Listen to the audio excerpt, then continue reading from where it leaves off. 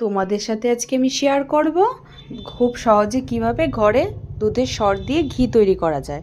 তো দেখো আমি সর তুলে নিয়েছি অল্প অল্প করে।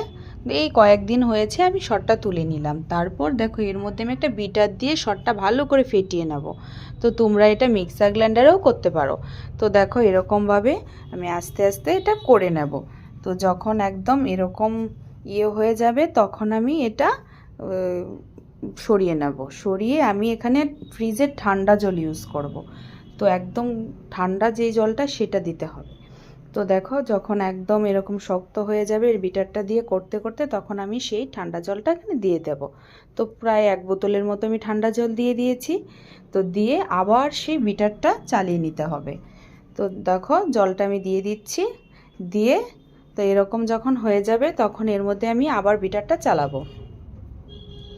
তো বিটারটা চালিয়ে যখন একদম এরকম হয়ে যাবে, ছানা ছানা হয়ে যাবে, দেখা যাবে যে আমি হাত দিয়ে তুলতে পারবো, তখন আমি এটা তুলে বিটারটা সরিয়ে নেব।